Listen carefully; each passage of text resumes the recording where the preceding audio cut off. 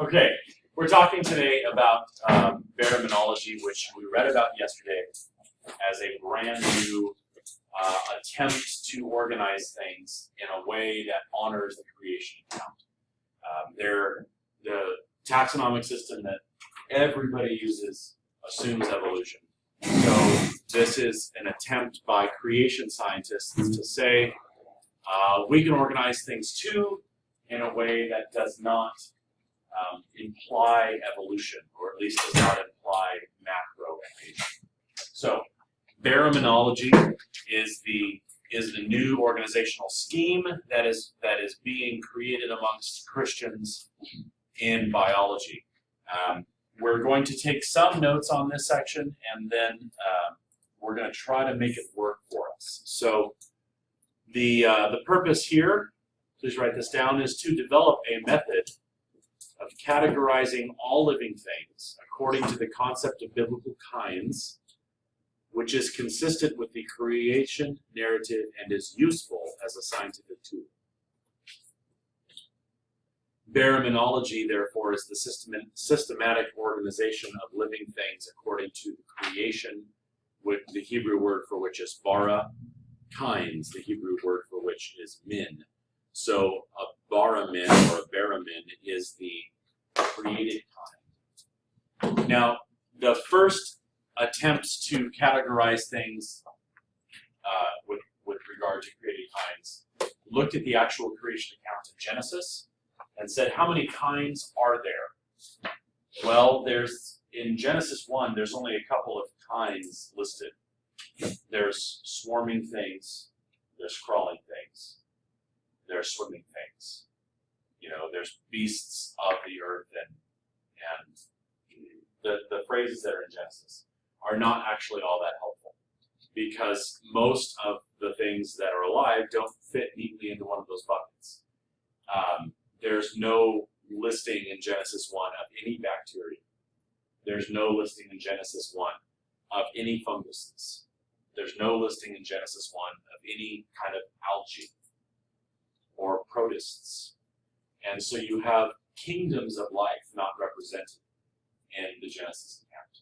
And the reason that we can say it wasn't listed in the Genesis account is not because God didn't make it, but it's because Genesis was not meant to be an exhaustive list of every kind of living thing. The point that God is making in Genesis 1 and 2 is that He alone is responsible for life. And nothing came to be that He did not create. And that is stated explicitly in the New Testament as well, that Jesus is the one who created all living things, and without Him nothing was made which has been made. So the first attempt at building a baraminology was lame and unsuccessful, because it was just listing the kinds of things that are listed specifically in Genesis 1. And then you walk outside with your list and try to start categorizing things, and you're like, yeah, that doesn't fit anywhere. So the modern attempt at coming up with a creation kind organization system tries to discover what the kinds were, and knows that Genesis 1 and 2 do not list all the kinds. It makes no attempts to have it line up only with the kinds listed in Genesis 1 and 2. We know that there are more buckets than just the 7 or 8 buckets given to us in Genesis 1. So, how is this similar to, or how is this different from the taxonomic system that Linnaeus came up with and that everybody uses today? The similarities are, we agree that descent with modification happens, but only within a kind. So let's be very specific about that. Descent with modification does happen within a kind, and we've talked about this a couple of times here in this class in the last couple of weeks. It is fine to say that a finch or a species of finch was blown out on the Galapagos Islands and then diversified to fill job descriptions that were open on those islands. There were no birds eating nuts. There were no birds pecking away bark and eating bugs. There were no birds doing these things. And so finches evolved through natural selection to do those jobs. But they're still finches. They didn't become some radically different body plan. They didn't become a different kind, according to Genesis. And so descent with modification happens, but only within a kind. The more common terms are, we're fine with microevolution. The problem is that macroevolution, there's no evidence for macroevolution. We can't point to it and say, here, look, it's happening. And it would violate the view of Scripture that we have. We do also agree that a species is defined as those organisms which naturally interbreed to produce viable offspring. That's a good definition. And so we know that the modern definition of species is not the same thing as a kind. They are not the same thing. And that, in our reading yesterday, that confusion is what caused a lot of people to lose faith in the Bible. Was we used to use those two words as interchangeable, and then as the science of taxonomy got more advanced, we changed what we meant by the word species.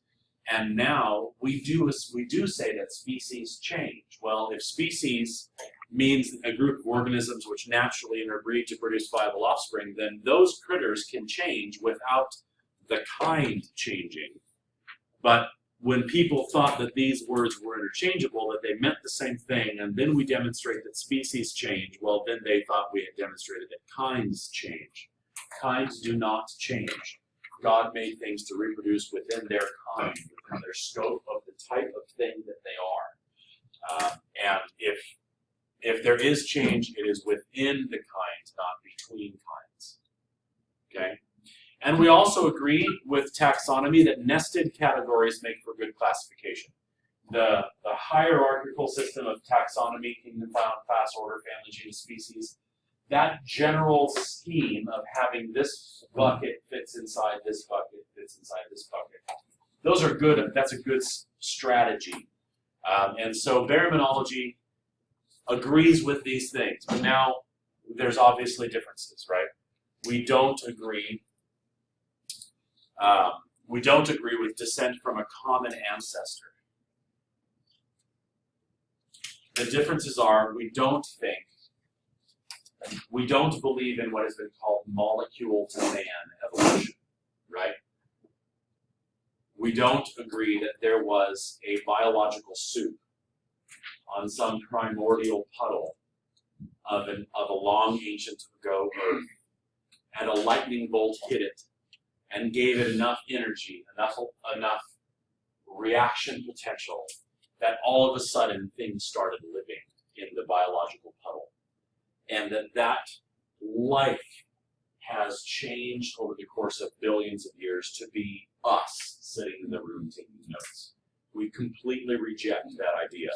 But that is the underlying assumption of Linnaean taxonomy. Okay? So instead of looking for a story of descent from one ancestor, Baraminology seeks to find discontinuities. What does that mean? Baraminology seeks to find discontinuities. What does that mean? We look for what? We look for evidence for what?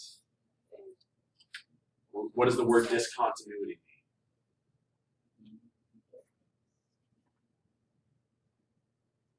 If the story of life from one common ancestor is a continuous story, we look for discontinuity. What does that mean?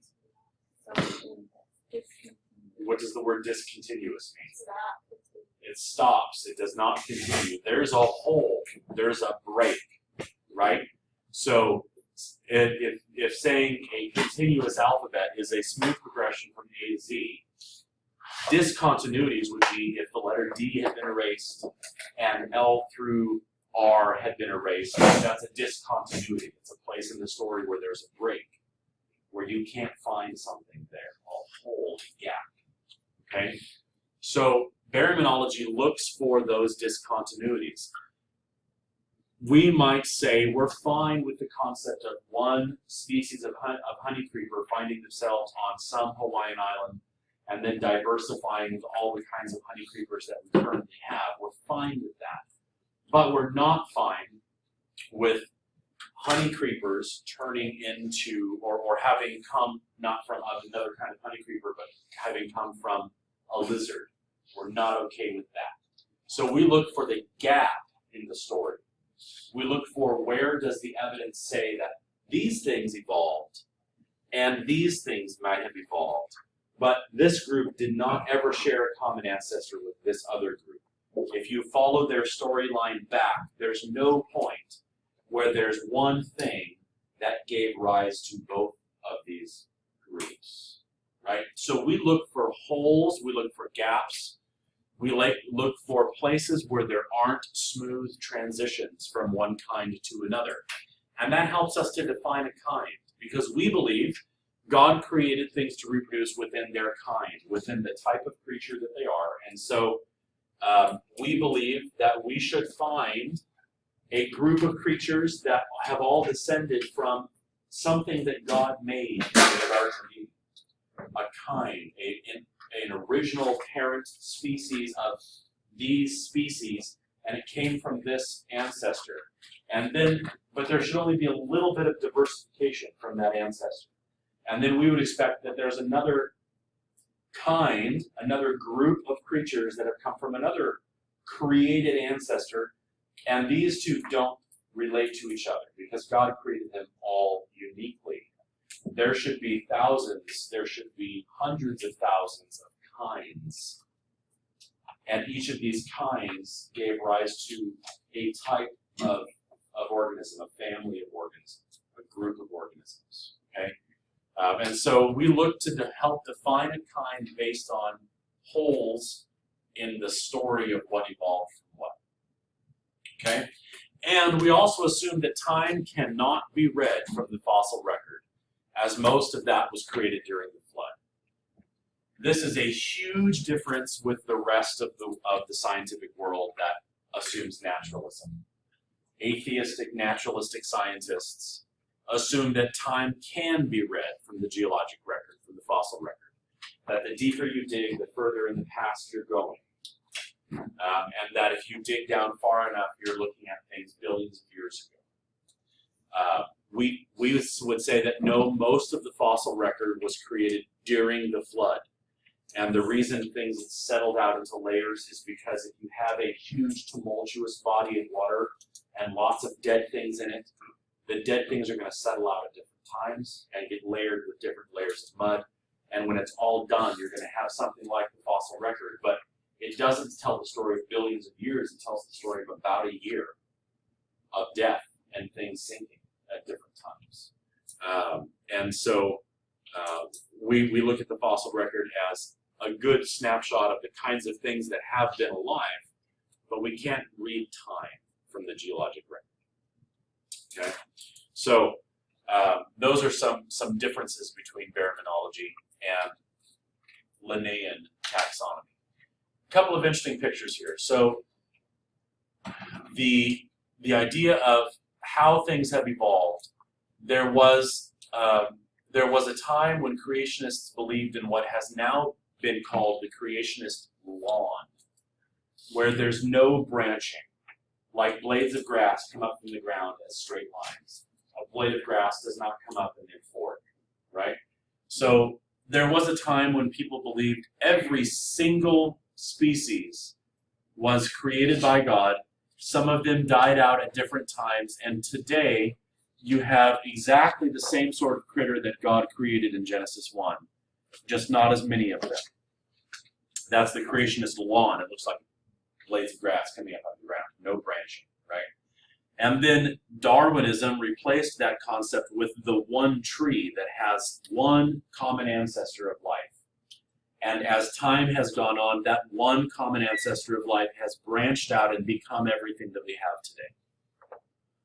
And now we today, as creationists, believing in God's creation, we do acknowledge that some branching has happened. There are very easily seen cases of one sort of critter becoming another. But this isn't the evolutionary tree. This now, we call this the creationist orchard because it's a bunch of trees. It's thousands of trees. But there has been some branching over time. And so we would say that from, like, within this kind, there's maybe 5 or 6 kinds of species today that we would say have all evolved or changed from one thing that God made in the garden.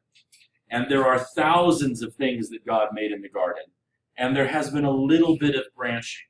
So the best picture that we say today is creationists today believe in an orchard.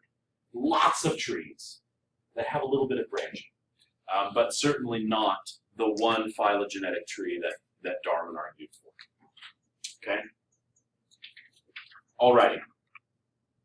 Now, as we look at baraminology and we try to get a grip on how do we organize these things, we said already that baraminology looks for gaps. It looks for discontinuities. It looks for holes. So, one example, if you have a group of critters like the apes, and you have a group of humans, and this graph calls out the 3 major races of humans: Africans, Europeans, and Asians. And their words, if you're an ethnoscientist, are Negroid, Caucasoid, and Mongoloid. But whatever. The 3 big bucket races of humanity. You can see that humans can vary within a certain amount of genetic variety. And the apes can vary within a certain amount of genetic variety. But there is no creature that stands in between the variety of apes and the variety of humans. So there's a gap here. There's a hole. And there's no genetic variety that fills that hole. It's not a smooth pile. You don't find people where you're like, you know what? I'm not sure if you're a human or a gorilla. In some light, you look kind of human. But then I watch you eat, and you're a gorilla. You know? I mean, some people are hairy, right? And some gorillas are really cute. But there's no creature where you're like, I'm not sure. Are you gorilla or are you human? These all kind of blend together, these all kind of blend together, but then there's a hole. There's no such thing as a humanity. Okay? So this is the kind of gap that baraminology looks for to help define a kind. We say there's some diversity here, but then there's something missing that separates this group from this group. And so we look for these gaps. All right. This is your last slide of notes, and then we're going to try to make this work. Okay, so baraminology has some terms, and we are going to play with these terms and see how useful this current model is for us. So, a baramin, that is the root word. A baramin is a created kind. They are not given to us in a systematic way in Scripture. You never read in Genesis chapter 2, Genesis chapter 1, God never says, here are all of the created kinds and list. Never happens. We believe that Adam named all of the kinds, right? Because it says in Genesis that Adam named all of the animals. It makes sense that he then also named the kinds of plants, right? And he probably named funguses. He didn't have a microscope to name bacteria, but Adam was aware of the kinds of things that God had made. But the list that Adam produced is not recorded in Scripture. So we don't know what they are. So we have to find them by careful analysis of the evidence. So we look for gaps in the story to help us draw lines around kinds. So baramin is the root word. We're looking for a baramin. There are some prefixes that will be useful. The prefix poly means more than one. So a polybaramin, what would a polybaramin mean? More than one kind. And so here we're talking about a group of creatures, and we happen to be analyzing a group of creatures, and we say this group of creatures we don't think represents just one created kind. We think that we can dissect this group of creatures and put them in at least two piles and make at least two created kind buckets, two baramins from this group of creatures. But it might be good to look at a polybaramin because just because two things are from two different created kinds doesn't mean that they don't have something in common, right? We would say that there is a dog kind and there is a cat kind. But do dogs and cats have things in common? Yeah, absolutely. So just because two things are not in the same baramin doesn't mean that we wouldn't make some kind of group that includes more than one kind and say these things share attributes. So, for example, the class Mammalia in the Linnaean system includes everything that's warm-blooded, has body hair, nurses its young, and gives live birth. And so dogs and cats would both fit in that bucket. So the concept of a mammal would be a polybaramin, right? There's more than one kind in that bucket. But it's still a good bucket to have. It's still a good idea to use, okay? So a monobaramin, what's a monobaramin? One kind. It is, in this case, a group of creatures that we're looking at, we believe are all in one kind. All this group of creatures are descended from one common ancestor that God created in the garden. So we would say that you know, if I were only looking at Chihuahuas, Labradors, and Great Danes, if that were my group, I would say that's a monobaramin. All of those creatures came from one common ancestor that God created in the garden. God created a dog, and then it's changed over time, and we have those different species today, right? A holobaramin. Holo means the whole or the entire thing. So when can I say I've discovered a holobaramin?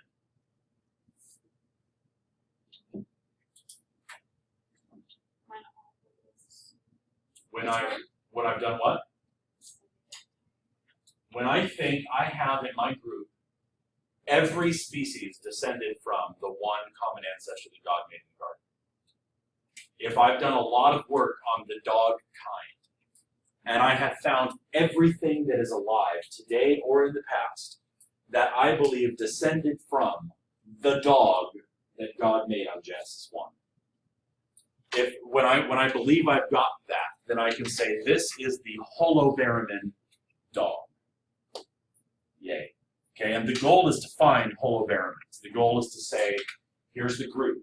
I've done a ton of work, and I think this is the group that came from one common ancestor, right? It's a lot easier to say I've got a monobaramin. I've got things that came from a common ancestor.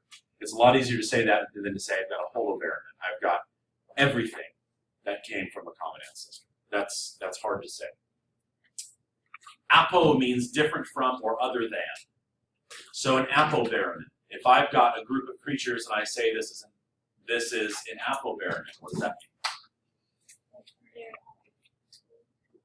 They're from different kinds, right? So let's say I'm working with dogs, and then somebody says, hey, what are you going to do with the salamander? I'm going to say, well, salamander's not a dog. So the salamander kind is an apobaramin from the dog kind. Or if I have a chihuahua and a salamander, and they say, what's this? I'm going to say, that's an apobaramin, because they're from different kinds. Those are not the same, right? Okay. Archaeobaramin. Archae means ancient or old. Okay? So what's an archaebaramin?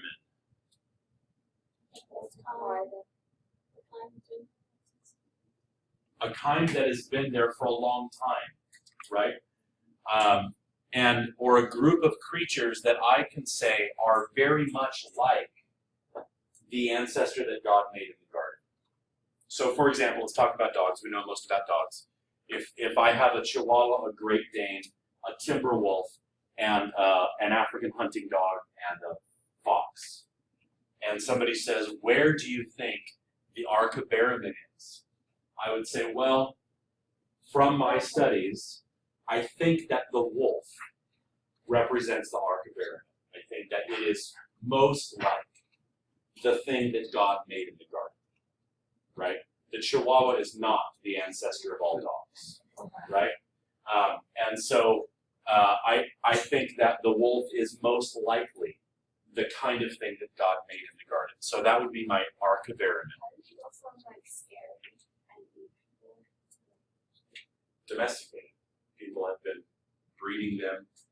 And there are still definitely scary domestic dogs. But yeah, they've been bred and people have selected for the kinds of traits that they wanted. So, yeah. A neo-Baramin. Neo means new or modern. So what's a neo-Baramin? A Chihuahua. A Chihuahua, right?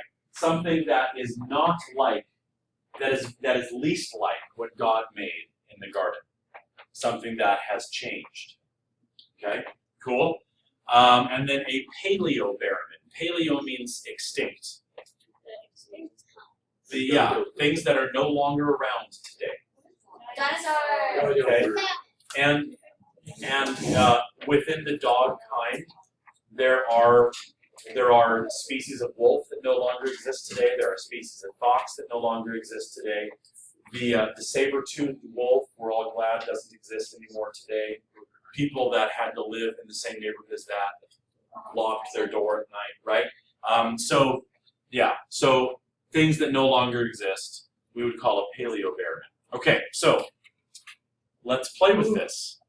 Make it work. How would you organize all the living things using these terms? So here's some living things to work with.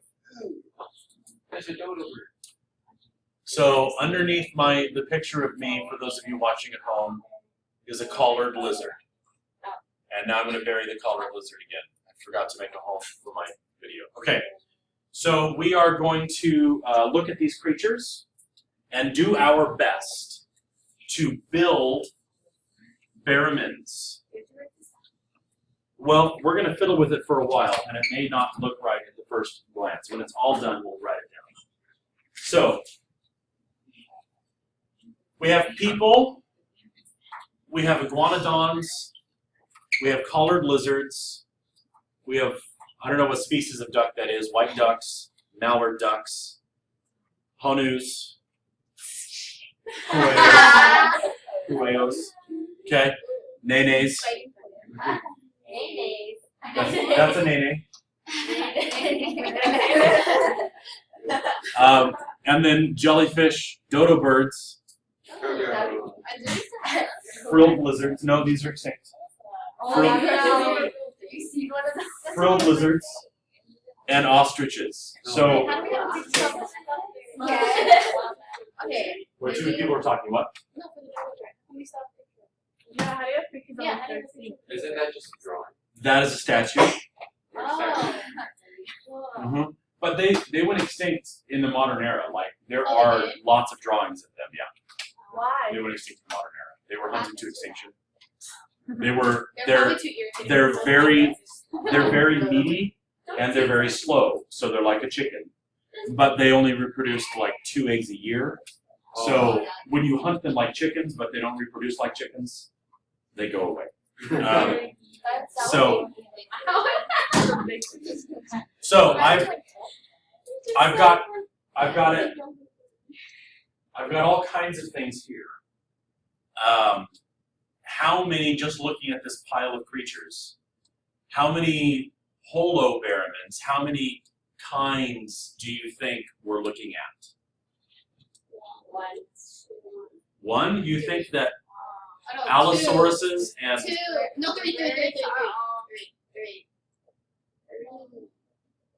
Three, you say? Yeah, because there's birds, there's reptiles, and then there's The jellyfish down there? Yeah. And then where do we fit? Oh, I didn't even count us. Never mind. 4. 4. You think there's 4 kinds? Okay. So let's make 4 big buckets, right? We're gonna try to do this. So we're gonna say there's the lizards. Lizards. Oh, maybe I shouldn't say lizards. What? Because Reptile. reptiles. Now, do you think? Remember, a holobaramin is going to be all of the creatures descended from one thing that God made in the garden. No, that's not snake. Because the turtles and the lizards. So, in order for it to be in one baramin, we should be able to find a smooth transition of an evolutionary story with no gaps between the kind and the things we have today. Can we do that from dinosaurs to turtles, do you think? No. But let's make some big groups though. Let's make bigger than baramin groups. What would those be called? Poly. Yeah, okay, good. So let's make lizards. Not lizards. I've written that twice now. There's a Dutch phrase that says there's a Dutch saying that says only a stupid mule stumbles on the same rock twice. Apparently that's good. Okay, reptiles. Not a mule. Okay, reptiles. Sea creatures. What's the sea creatures? No, but No, but- no, reptiles fall from the turtle. It's just the invertebrate. Right. What's it called again? Yeah, the Linnaean term for that is a cnidarian. Oh, Nigeria. But we're not necessarily borrowing Linnaeus's terms. So but we have the invertebrate. Okay. Birds. And then birds. We're not French.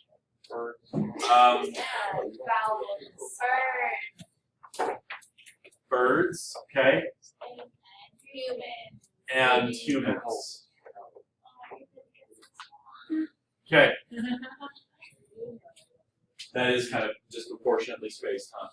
It's okay. All right. So,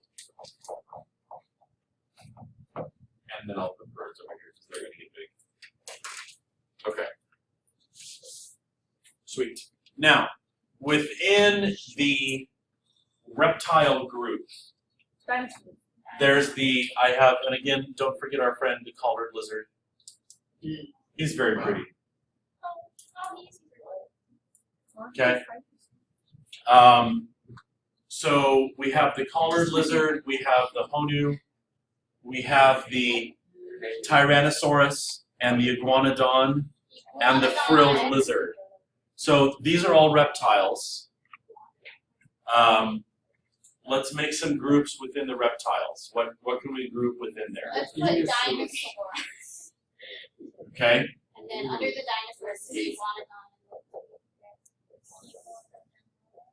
Yeah,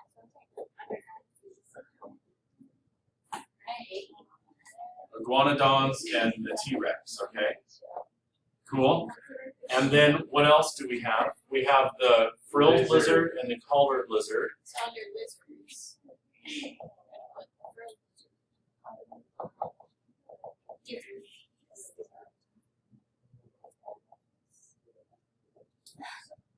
Okay?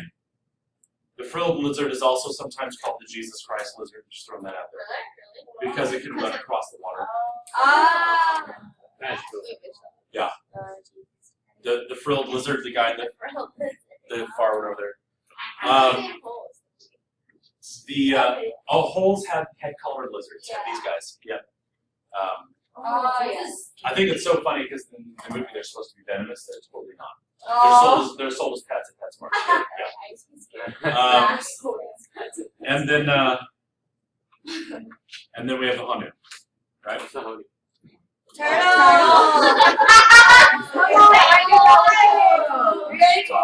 Okay. I forgot.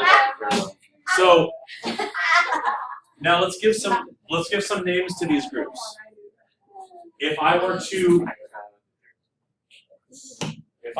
name all of these, if I were to try to draw a line around all of this, what would I have to call that? Is that a holobaramin? What about an archaea? That is kind of an apotheramin because there's other groups in there. But if I were to draw this, this is a polybaramin right here. Okay, so and I could give this polybaramin any name that I chose. Everybody else calls it a reptile. Linnaeus called it a reptile. I can use Linnaeus's words if I want to, or I can come up with my own. But we could give this polybaramin a name. Okay, scaly things, something like that. I don't know. Now, if I were to draw a group around just the lizards, the frilled lizard and the collared lizard, what might I call that? That's the best name, yes. I'm pretty confident that God made lizards, right? And that we have had some diversification from lizards. I am not entirely confident that lizards are the only thing that came from what he made. There's some pretty good evidence that snakes and lizards used to be one thing. There's snakes are exactly like lizard, except they don't have any legs. And there's, a matter of fact, there's even some lizards that are still categorized as lizards that are called legless lizards because they're not quite a snake. So, yeah. So snakes might need to fit in here too if I'm going to say that this is a holobaramin. But this is definitely a monobaramin. Okay? Cool. If I were to, and Honus definitely also would fall into a mono. Okay? Iguanodons and Tyrannosaurus rexes, what could I call that? Paleo. That's a paleobaramin.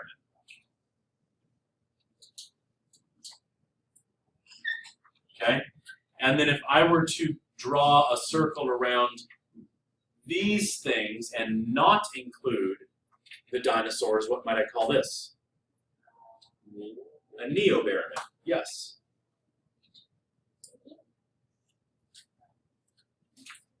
Cool, you see how that worked? So we could come up with a name for the polybaramin reptiles. And then we could come up with a name for the monobaramin of lizards. And we could even come up with a name for the apobaramin of dinosaurs and lizards if we wanted to, right?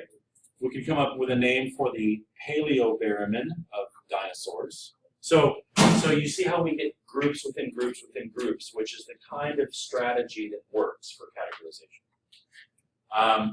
Okay, let's jump over to invertebrates. That's going to be easy. Here I have a jellyfish.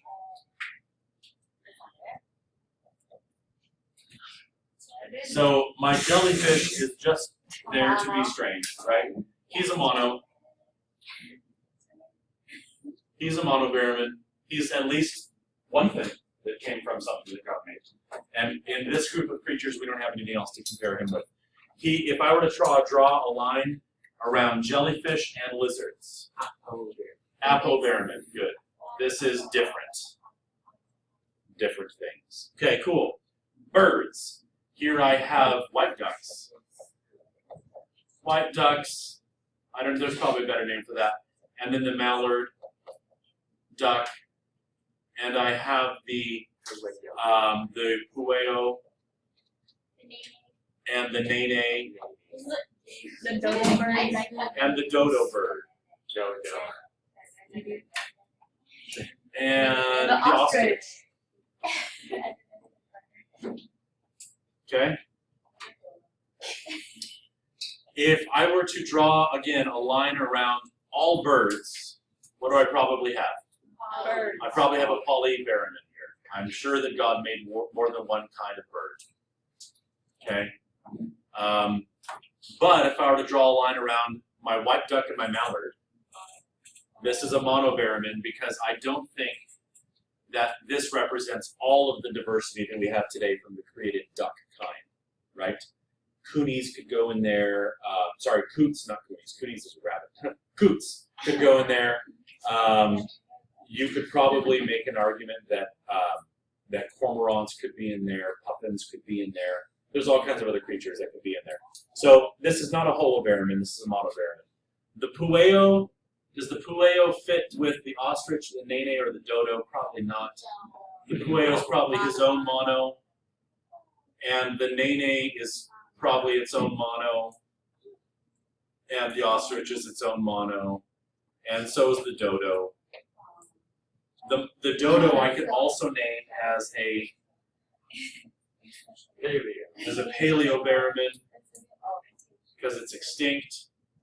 And so I could draw a line around all of these other things and say that this is not only a polybaramin, but without the dodo, this is a neobaramin.